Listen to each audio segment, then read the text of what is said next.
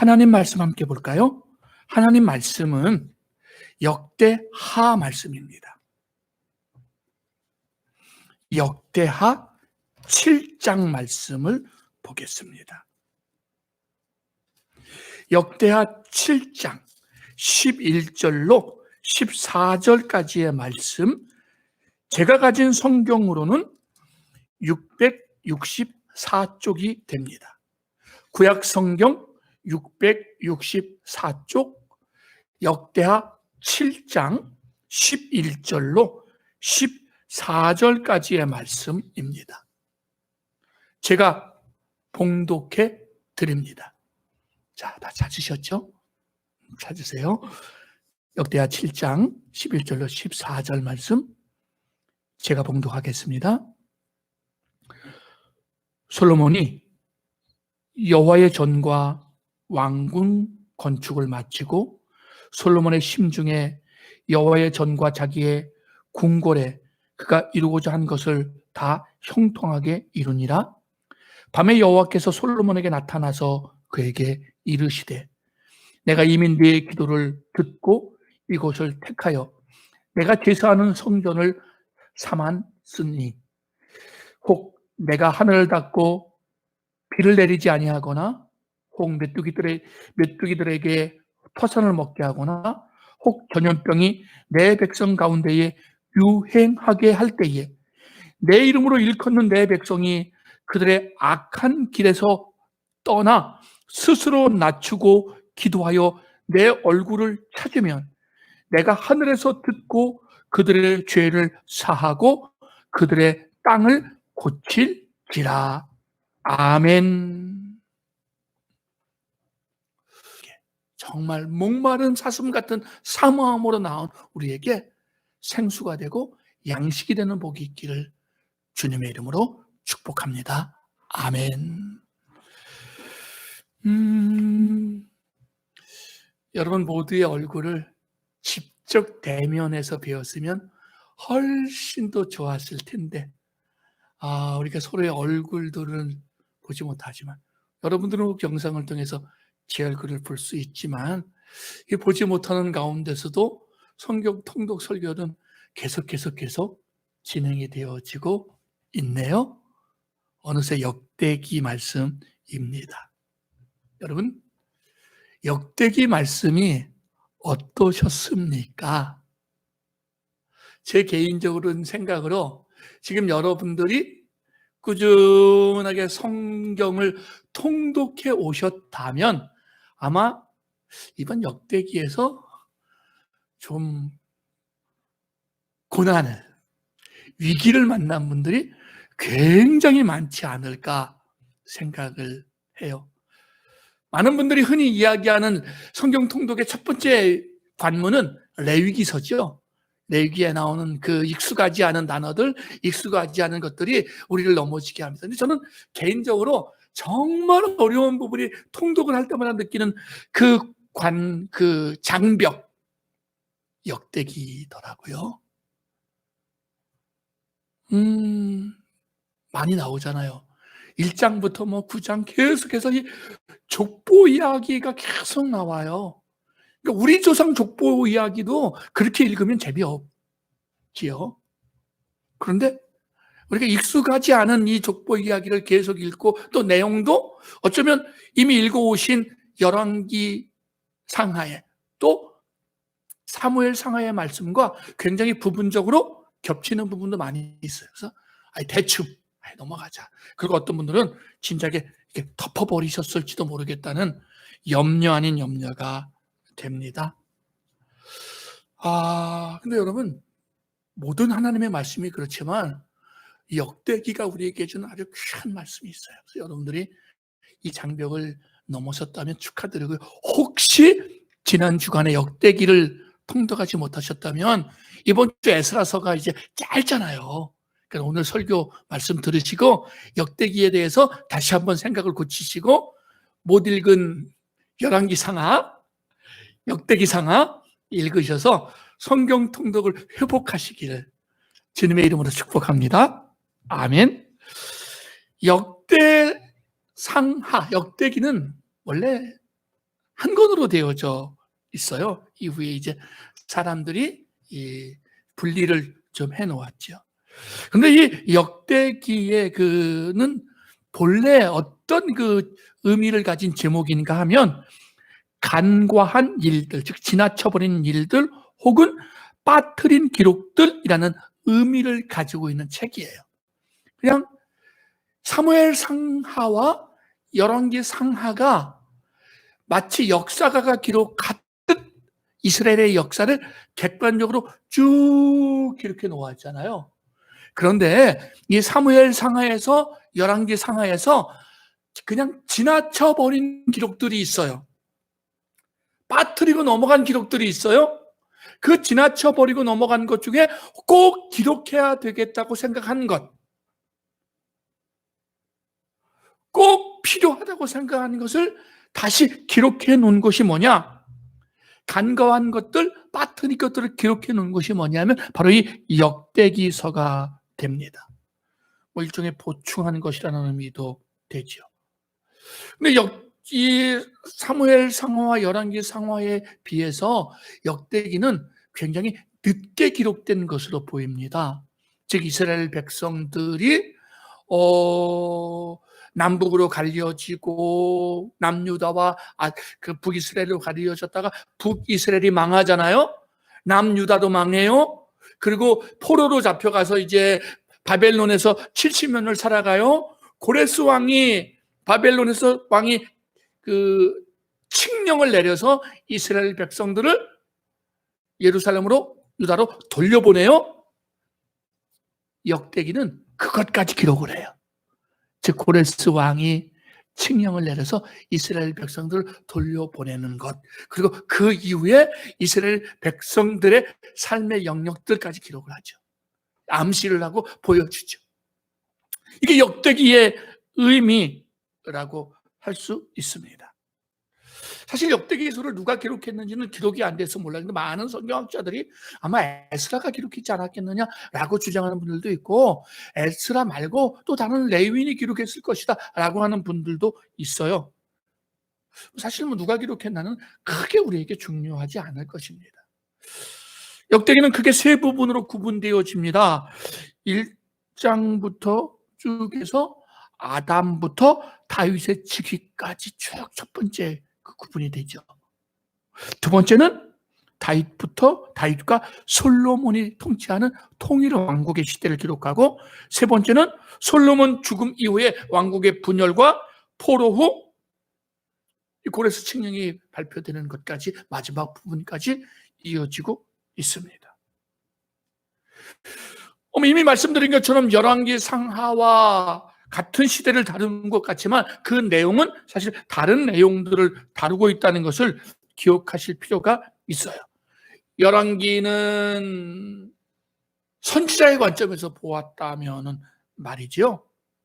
역대기는 굉장히 제사장적인 관점에서 보는 것 같아요. 그러니까 열왕기는 그냥 역사를 기록하는 거예요. 조선 왕조실록, 고려사처럼 쭉 기록해요. 그런데 이 역대기는 신약 성경으로 보면 마치 요한복음처럼 필요한 것을 기록해요. 그래서 초점을 어디다 맞추냐면 북이스라엘의 왕들에 대한 이야기는 나오기는 조금 나오지만 거의 나오지 않고요. 다윗 왕과 솔로몬 왕에 대한 이야기가 굉장히 많이 역대기에는 차지하고 있습니다. 왜 그러느냐? 이 역대기는 이야기하고 싶은 것이 있었거든요. 그 이야기하고 싶은 게 뭐냐면 크게 두 가지인데, 여호와 중심, 하나님 중심으로 살아가라고. 그 하나님 중심, 여호와 중심으로 살아가는 것은 무엇을 의미하느냐면 성전 중심, 예배 중심의 삶을 살아갈 것을 요청하고 있기 때문에 그러는 거예요. 이것을 기록할 무렵에 이스라엘 백성들이 막 그 바벨론에서 돌아왔어요. 근데 돌아온 사람들이 누구였습니까? 70년의 포로 생활 후에 돌아왔기 때문에 사로잡혀서 간 사람들이 돌아오지 않았단 말이에요. 이미 그러니까 바벨론의 유대인 포로로 잡혀간 그 2세들, 그 3세들이 돌아온 거예요. 유다 땅에 살다가 예루살렘에 살다가 바벨론의 포로로 잡혀간 사람들은 바벨론에서 예루살렘을 그리워하고 하나님의 성전을 그리워하면서 죽어갔어요. 그리고 대부분 다 죽었어요. 살아있어도 이미 최소한 몇 살은 넘었어요? 70살은 넘었죠. 최소한. 또 10살 때 사로잡혀 갔어도 80살이 넘은 거죠. 주축이 되는 사람들은 그 땅을 보지도 못한 사람들입니다. 그 사람들이 왔어요. 그래가지고 선지자들이, 하나님의 사자들이 너희가 성전을 먼저 건축해라, 예배를 회복해라 라고 막 강조를 하고 하나님 말씀을 전해주는데 이게 잘 먹혀요? 안 먹혀요? 안 먹히는 거예요. 왜? 당장 먹고 살기가 힘들거든요. 당장 눈앞에 우리 가족 살 집부터 지어야지, 우리 가족 먹고 살 농장부터 해야지, 목축부터 해야지. 선지자들은 계속해서 성전을 짓자, 하나님의 신앙을 회복하자라고 강조를 해도 사실 사람들의 입장에선 이게 안 다가오는 거예요.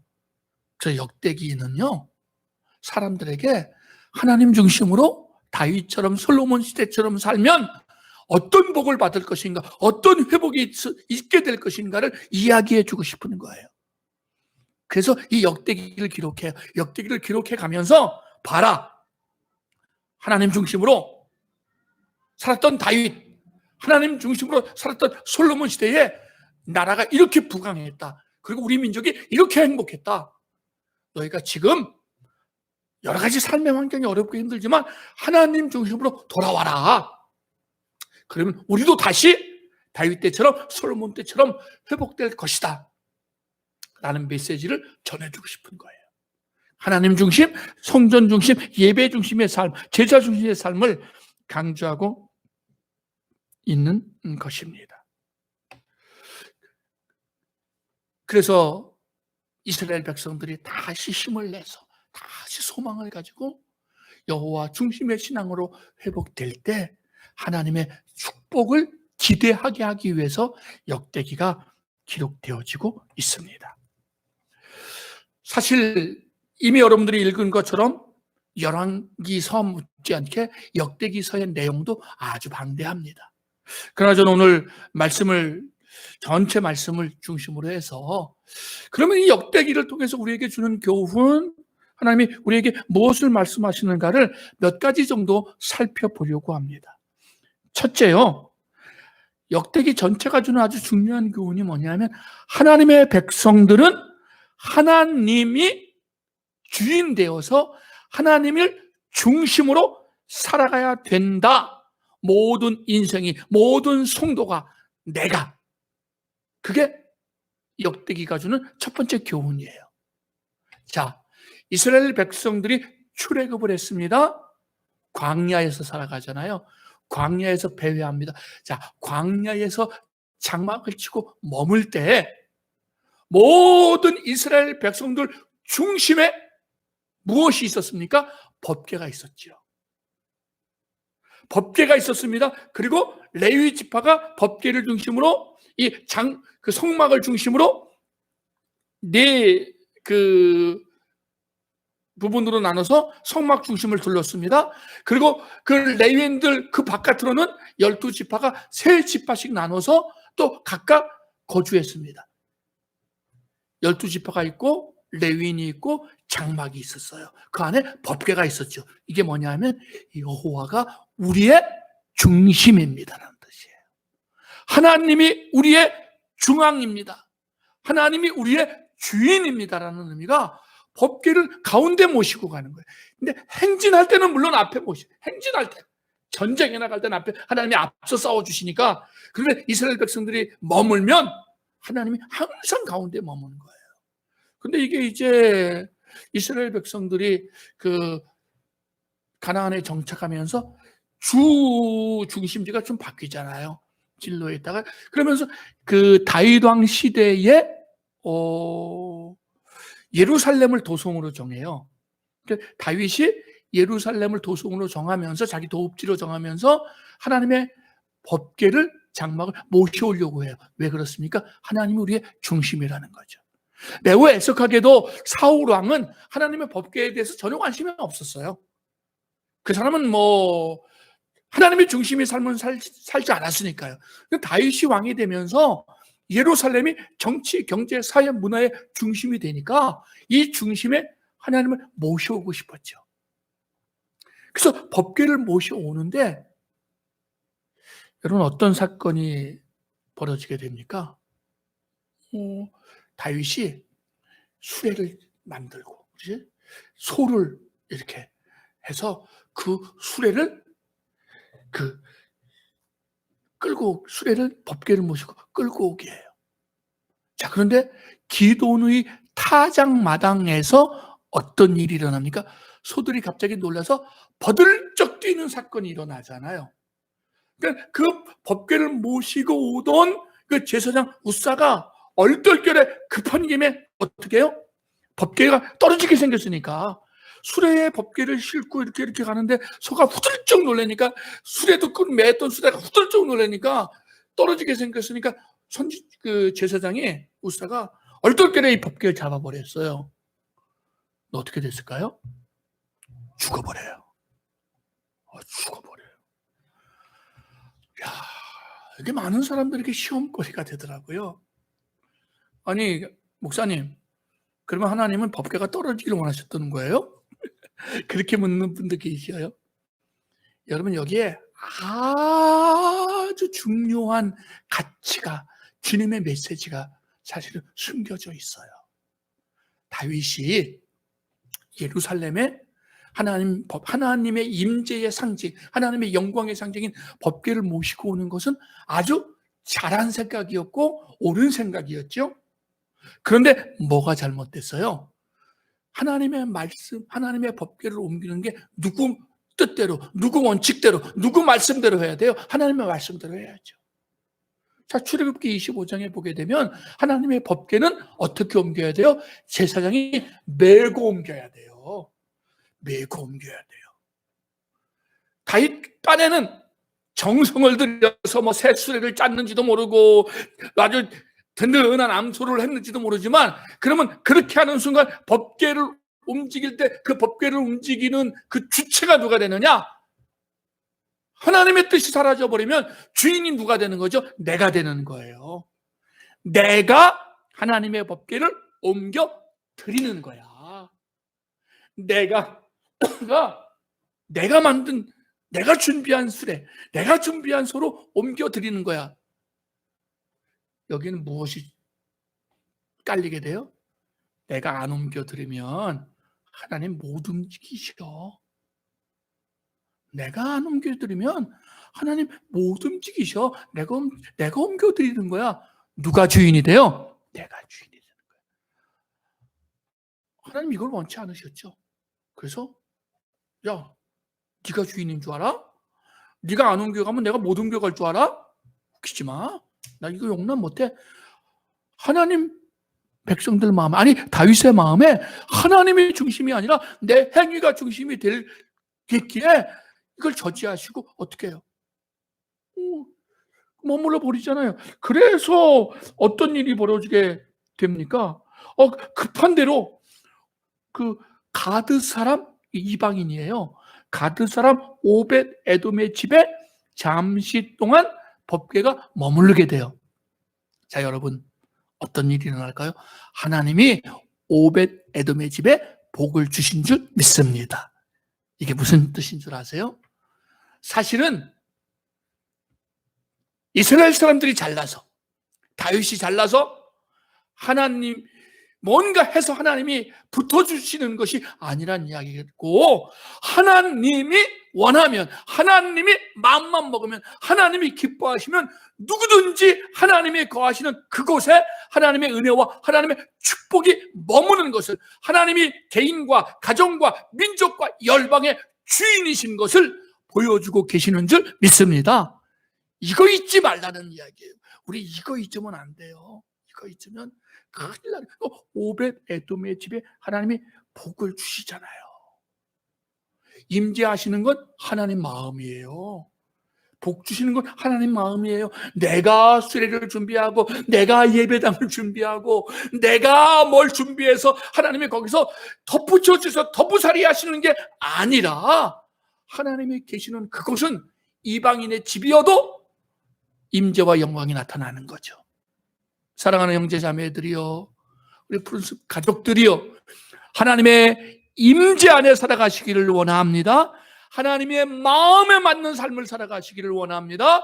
하나님이 중심이 되는, 하나님이 주인 되는 삶을 살아가시기를 주님의 이름으로 축복합니다. 거들먹거릴 것 없어요. 뭐 잘난 거 할 거 아무것도 없어요. 하나님이 함께하지 않으면 아무짝에도 쓸모없는 돌덩어리가 되고 세멘트 덩어리가 되는 것 우리는 얼마든지 보아왔습니다. 하나님이 중심되는, 하나님이 주인 되는 삶, 솔로몬 성전이 이 중요한 것이 아니라 하나님이 임재해 주시는 것이, 주인이신 것이 더 중요한 것을 기억하는 지혜와 믿음이 있기를 주님의 이름으로 축복합니다. 아멘. 역대기가 우리에게 주고 싶은 또 하나의 아주 중요한 교훈이 있다면, 하나님만이 유일하신 창조주고 하나님만이 유일하신 경배와 찬양과 영광을 받으시기에 합당하신 분이라는 것을 강조하고 있습니다. 하나님을 중심에 모시고 살아라. 왜? 하나님만이 유일하신 창조주이기 때문에, 만유의 주이기 때문에, 만왕의 왕이기 때문에 그 신실하심과 그 공의로우심 하에 살아가라는 거죠. 하나님이 창조주라고 하는 것은, 하나님이 유일하신 분이라고 하는 것은 찬송과 영광을 받으시기에 합당한 분이라는 것뿐 아니라 그는 신실과 공의로우신 분이기 때문에 징계와 심판도 행하시던 분임을 역대기는 우리에게 보여주고 있어요. 하나님이 이스라엘 자기 백성들이 반역하고 자기 백성들이 배신하면 어떤 이제 징계를 행하십니까? 역대기에서 보여준 첫째는 악한 통치자를 내시는 거예요. 오늘날 우리의 현대 정치와 그대로 적용하는 것은 굉장히 무리가 있습니다. 그러나 우리가 유대의 북이스라엘과 남유다의 왕들이 세워지는 것을 볼 때에 이건 서로 연관되어 있지만 중요한 요소 중에 하나가 뭐냐면, 그 백성들이 하나님을 떠나면 악한 왕들이 계속 일어나요. 하나님이 범죄한 자기 백성들을 통치하시는, 징계하시는 방법 중에 하나가 뭐냐 하면 악한 지도자를 세우는 거예요. 사랑하는 형제자매들이요, 우리의 상황과 형편을 지내면서 많은 생각들이 있으실 거라고 생각을 합니다. 그리고 지금 우리는 국회의원 선거를 또 앞두고 있지요. 저는 이렇게 기도해요. 하나님, 저의 허물, 우리의 허물, 미련을 용서하시고 우리에게 지도자의 복을 주옵소서라고 기도해요. 하나님을 경외하고 또 하나님의 백성들을 사랑하는, 여기서 하나님의 백성들이란 좁은 의미의 교회에 다니는 사람들뿐이 아니라 모든 우리 민족, 최소한 대한민국 이 사람들 또 하나님 백성이잖아요. 그렇죠? 하나님 백성들 사랑하는 그 사람, 하나님 우리에게 지도자의 복을 주옵소서. 왜냐하면 성경을 보니까요, 이 역대기를 보니까 악한 통치자가 하나님의 징계의 방법이기 때문에 그런 거예요. 우리 모습, 우리가 회개하고 돌아와야 된다는 거죠. 질병도 마찬가지입니다. 오늘 본문에 나오죠. 질병, 바이러스, 전쟁, 쫓겨나서 바벨론으로 쫓겨가는 것. 북이스라엘 사람들은 쫓겨서 이방인 땅에, 아수르 땅에 사로잡혀 가는 것. 이게 다 하나님의 징계의 방법이었습니다. 자, 그런데 이 하나님이 왜 성전을 허락하는가의 문제를 사실은 이야기를 해요. 하나님이 왜 하나님의 백성들에게 만유에 가득 찬 하나님이 왜 성전을 허락하시느냐 하면 좁은 의미의 백성들뿐 아니라 6장 역대하 6장 32절 33절 말씀을 보게 되면 이렇게 기록합니다. 주의 백성 이스라엘에 속하지 않은 이방인에게 대하여도 그들의 주의 큰 이름과 능한 손과 표신파를 위하여 먼 지방에 와서 이 성전을 향하여 기도하거든. 주는 계신 곳 하늘에서 들으시고 모든 이방이 주께 부르짖는 대로 이루사 땅의 만민이 주의 이름을 알고 주의 백성 이스라엘처럼 경외하게 하시오며라고 이야기해요. 성전을 건축한 이유는 솔로몬이 이스라엘 백성이 하나님 앞에 예배하게 하려는 것뿐이 아니었다는 거예요. 그것뿐만이 아니라 모든 이방인들이 예배하게 하도록, 모든 이방인들이 주 앞에서 기도하면 주님이 들으시도록 이 성전이 이방인들이 하나님 앞에 찾아와서 이방인들이 하나님 앞에 예배하는 도구로 쓰임받게 하옵소서라고 누가 기도했어요? 솔로몬이 기도하고 있다고요. 그런데 우리는 이제 우리도 모르는 사이에 점점 당대의 유대인들도 그렇고 우리만을 위한, 하나님의 선민만을 위한 성전으로 자꾸 문을 닫아버리는 것은 굉장히 위험한 시각인 거죠. 하나님의 통치는 교회 안에만 머무르지 않습니다. 하나님의 통치는 믿는 자들에게만 머무르지 않습니다. 하나님의 통치는 교회바, 나라바 모든 민족과 열방에 머무르는 곳입니다. 그러므로 우리는 하나님 앞에 나와 예배하도록 하나님이 우리에게 허락한 하나님의 전에서 예배할 자격이 있고 예배할 그 긍휼을 덧입었고 예배할 힘을 얻게 될 것입니다. 그러므로 우리는 하나님의 공의와 심판 앞에 날마다 두렵고 떨림으로 나아가야 될 것입니다. 그러면 하나님은 이방인이나 선민이나 관계없이 기도를 들으시고 받으시고 응답하시고 축복해 주시는 줄 믿습니다. 그걸 보여주려고 역대기서를 기록하고 있는 거예요. 역대기가 우리에게 주는 또 하나의 아주 중요한 교훈이 있다면, 완벽하지 않은, 온전하지 않은 하나님의 백성들이 온전해지는 비결이 보여주고 있어요. 무슨 이야기냐면, 서론에서 이야기했지만 역대기는 다윗의 왕국, 솔로몬 왕국 시대에 아름다운 모습들, 예배와 그 제사가 회복됐던 모습을 보여줘요. 동시에 뭣도 보여주죠? 아무리 다윗도 아무리 솔로몬도 뭐가 있어요? 실패가 있잖아요. 이스라엘 선민들도 범죄함이 있어요. 우상 숭배가 있어요. 그래서 하나님의 징계가 있고 하나님의 심판이 있죠. 이미 그걸 누구도 알고 있어요? 솔로몬도 이미 알고 있는 거예요. 이 성전을 드리면서 뭘 이미 알아요? 이 백성이 하나님 앞에 범죄할 것을 알아요. 하나님 앞에 떠날 것을 알아요. 누구도 그랬어요? 다윗도 그랬어요. 사실은 솔로몬도 그랬어요. 그런데 회복되는 길이 있다는 겁니다. 완전하지 않은 하나님의 백성들이 완전해지는 비결이 있다는 것입니다. 그게 뭐예요? 그때마다 여호와 앞에 돌아와 여호와를 바라보면서, 성전에 돌아올 수 없으면 성전 방향만이라도 보면서 그곳에서 회개하면서 마음으로 돌아와라. 그러면 어떻게 된다? 회복된다는 거죠. 죄를 사하시고 땅을 고쳐주시고 그 신문과 그 능력을 회복시켜 주시겠다는 것입니다. 그 중심이 뭐예요? 하나님이 계시는 하나님의 임재의 현장, 장소적 의미의 성전이기도 하지만 방향성인 거죠. 진정성인 거예요. 구약 사람들에게서는 장소의 문제였습니다. 그런데 예수 그리스도에 의해서 장소의 문제는 무엇의 의미가 됩니까? 영의 의미가 되고 진정성의 의미가 됐죠. 예수님 당시에 제자들이 예루살렘 성전, 헤롯에 의해서 지어진 성전을 보면서 선생님 보십시오, 우리 성전이 너무 멋있지 않습니까? 예수님 뭐라 그래요? 야, 저거 헐어버려라. 예수님 이것 때문에 신성모독으로 잡혀간 이유 중에 하나거든요. 이 성전을 성전 모독죄였어요. 근데 예수님 뭐라 그래요? 뭐라 그러셨어요? 내가 사흘 만에 일으키리라. 예수님이 사흘 만에 일으키신 성전이 무엇입니까? 예수 그리스도의 부활의 몸으로 이루어진 영원한 하나님 나라의 성전인 줄 믿습니다. 우리가 예수를 믿어도 완벽합니까? 완벽하지 않아요. 완벽해지는 비결이 뭡니까? 예수 그리스도, 참 성전된 예수 그리스도를 향하여 예수 그리스도에게 부복하고 엎드리는 거예요.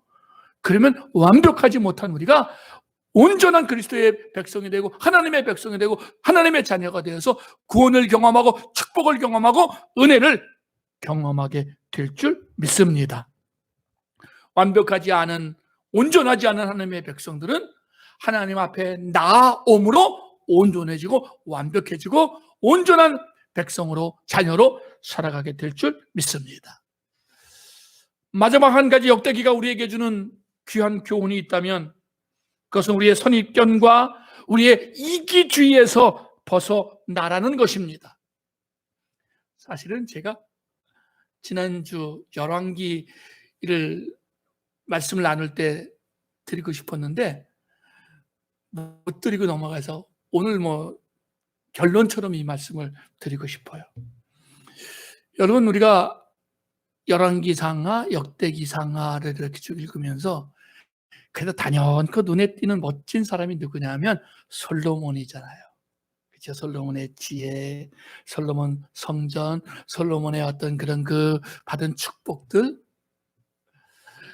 제가 이제 지난주에 설교를 이렇게 준비하면서 책도 보고 인터넷도 동영상도 보고 그러는데 어떤 목사님이 굉장히 재미난 강의를 하시더라고요. 이렇게 묻더라고요. 여러분,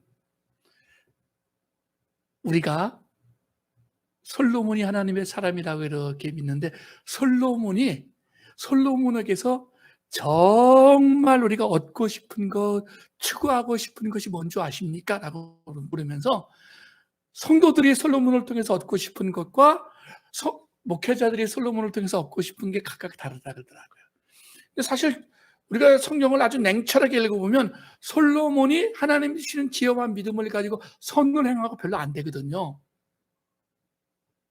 일천번째 드려서 지혜 얻어서 성경에 나오면 진짜 엄마 갈라낸 거, 그리고 성전 지은 게 솔로몬이 주신 지혜를 가지고 그가 한 것에 굉장히 많은 부분이에요. 그리고 그는 성전보다 더 배나 걸리는 세월 동안에 자기 궁전을 지은 사람이고요. 애굽의 바로의 딸을 데리고 와서 자기 궁전과 똑같은 궁전을 지어주고 거기에 신당도 지어준 사람이에요. 르호보암 때의 왕이 나라가 갈라졌지만 진짜 나라가 갈라질 기초를 마련한 게 누구였느냐 하면 사실은 솔로몬이었거든요. 자, 그런데 이 솔로몬을 우리가 굉장히 좋아해요. 왜 좋아하느냐 하면 성도들은 뭘 좋아하시느냐 하면은요, 솔로몬이 얻은 지혜를 좋아해요. 근데 그 지혜가 어떤 지혜예요? 부귀영화가 따라오는 지혜를 좋아해요. 그래서 우리는 솔로몬의 그 삶을 보지 않고 솔로몬이 얻은 지혜를 얻는데 그 지혜는 부귀영화가 따라오는 지혜를 얻으려고 솔로몬을 좋아해요.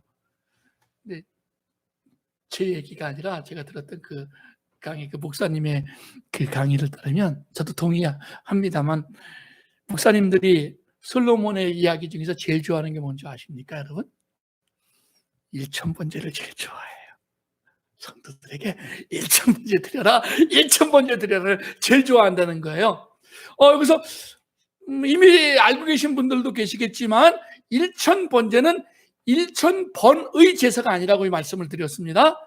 1000번, 1번, 2번, 3번, 4번, 5번 해서 1000번까지 해서 1000번을 드리는 제사가 1000번제가 아니라 1000개의 제물로 드린 번제가 뭐죠?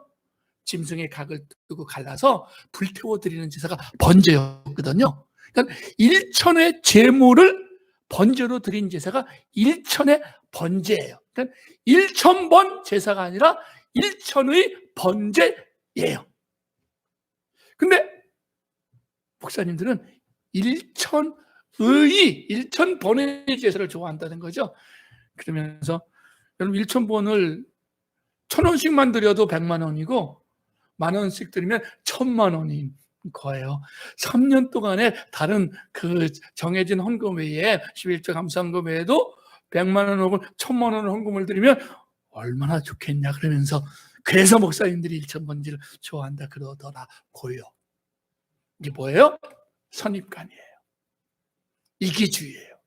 성경을 내가 좋아하는 대로 해석하고 성경을 내가 좋아하는 대로 뭐가 사라져버렸죠? 하나님 중심 사상이 사라져버렸죠.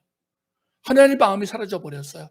정말 그렇다면 그래서 우리가 솔로몬을 좋아하고 솔로몬이 얻은 지혜와 부귀영화 때문에 솔로몬이 드린 1천의 번제가 아니라 1,000번의 제물 때문에 우리가 솔로몬을 좋아한다면 이거는 우리가 잘못된 하나님을 믿고 하나님을 잘못 따르는 악행인 것을 기억하기를 원합니다. 그러면 어떻게 해요? 하나님의 심판과 징계가 오는 거죠. 말씀을 마칩니다. 사랑하는 형제들이여, 역대기는 우리에게 분명히 큰 고비였습니다. 그러나 역대기는 우리에게 우리가 그럴수록 하나님 중심주의로 살아가라고, 하나님 외엔 우리의 주인인가 우리의 소망이 없다고, 그리고 우리가 혹 죄를 짓고 잘못했어도 회개함으로 돌아오라고 우리에게 권면하고 있습니다. 우리의 선입견을 버리고 우리의 이기주의를 버리고 하나님의 선하신 보좌 앞에 나아가 다시 한번 우리의 신분이, 자녀됨의 신분이 회복되어지고 능력이 회복되어지고 권세가 회복되어지는 하나님의 사람으로 살아드리는 제가 되고 여러분이 되고 우리 모두가 될 수 있기를 예수님의 이름으로 축복합니다. 아멘. 기도합니다.